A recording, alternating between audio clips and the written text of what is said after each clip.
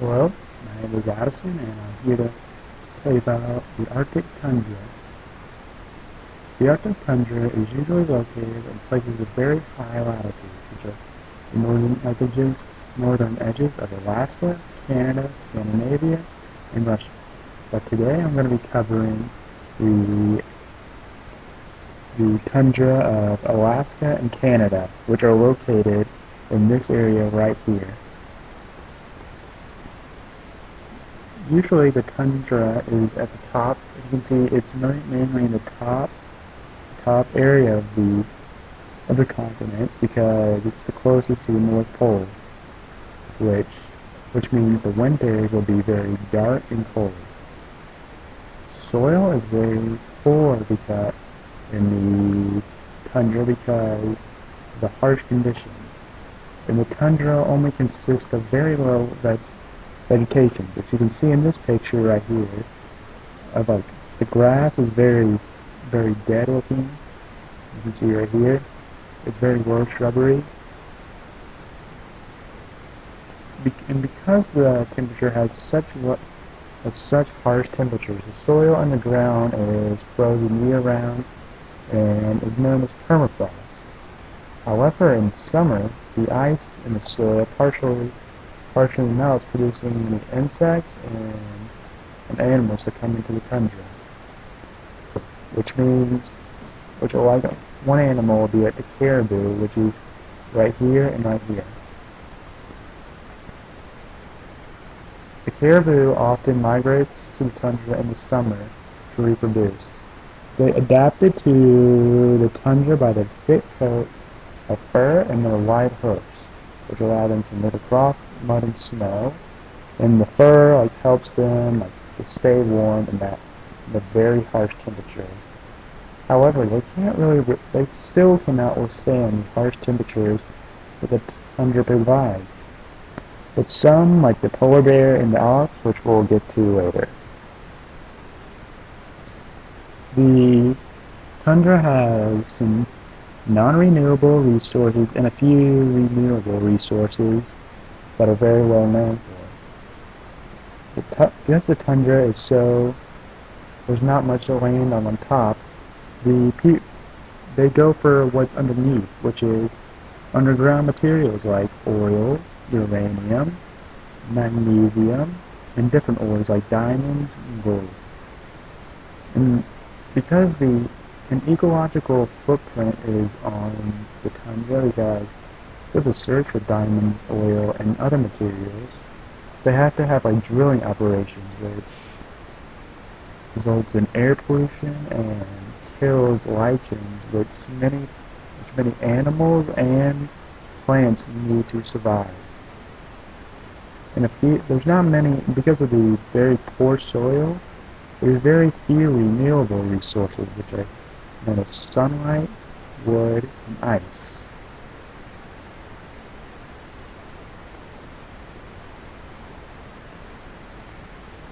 Humans harm the tundra in a few ways.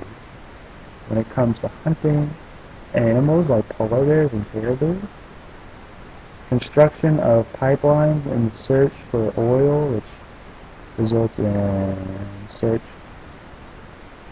in habitat fragmentation, building roads, which causes heat melting permafrost. Even though permafrost may seem like a bad thing because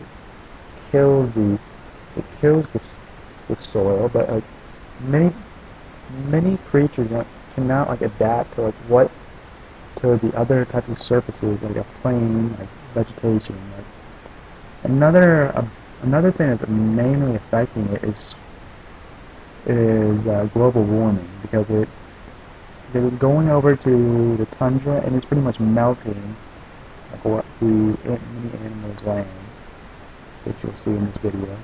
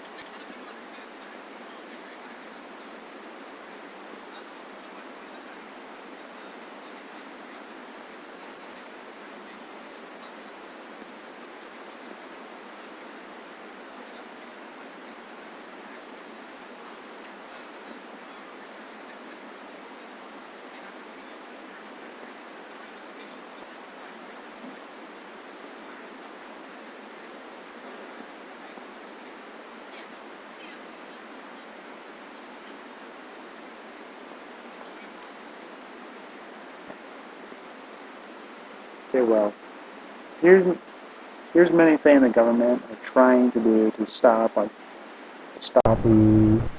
harshness of what's going on in the tundra. Many people have been establishing park reserves to protect the habitat and animals. This is for not for to stop overhunting and the construction of pipelines, which cause habitat fragmentation. Another government thing has been to ban construction of road protecting the soil of the tundra. As I said earlier, like the heat from like building the road and all that, like causes many the soil to thaw out. As I said earlier, like I mentioned that like looking for diamonds and all that, like the mining process would cause a great amount of like killing lichens, which many animals use to survive. Okay, now keep on going. Now I'm going to talk about about one animal that stands out from the rest, which is the polar bear. The polar bear's niche is eating fish, walrus, and seal. And another niche I forgot to mention was that it usually protects its young from any harm. Its habitat is mainly found in ice floes of Alaska and Canada.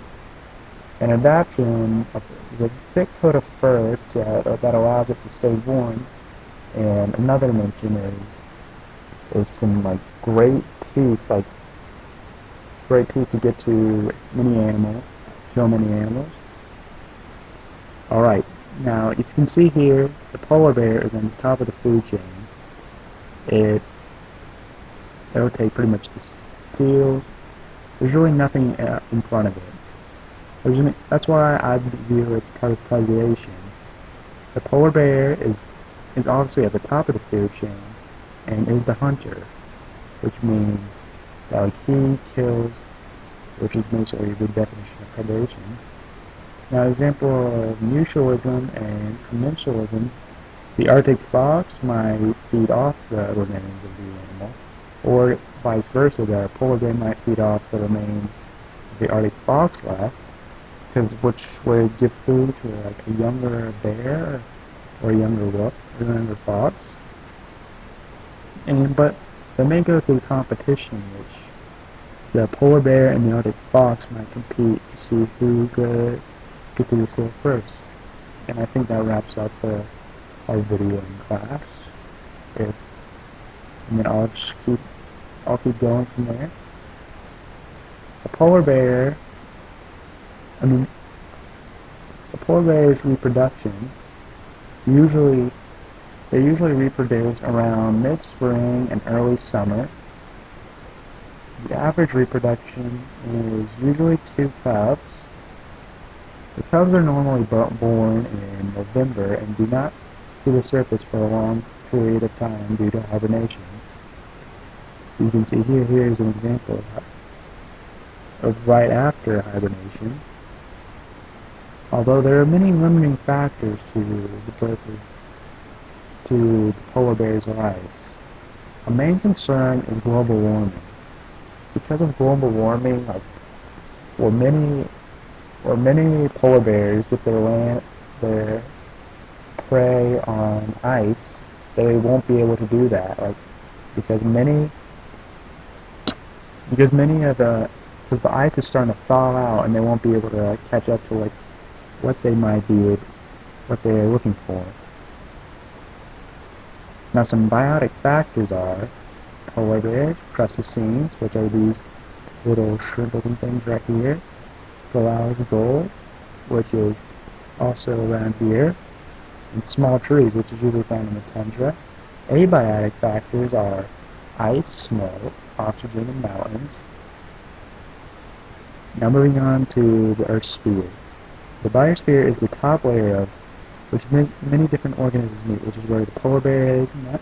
The lithosphere is the active layer of the diagram, which is right here, and the geosphere is between the active layer and the talc. It includes the permafrost. Now, landforms. Bumpy ground is basically bodies of water, naturally freezing and thawing, creating tiny hills. Frost boil is fragments of stone being thawed and cooled. That'd be it.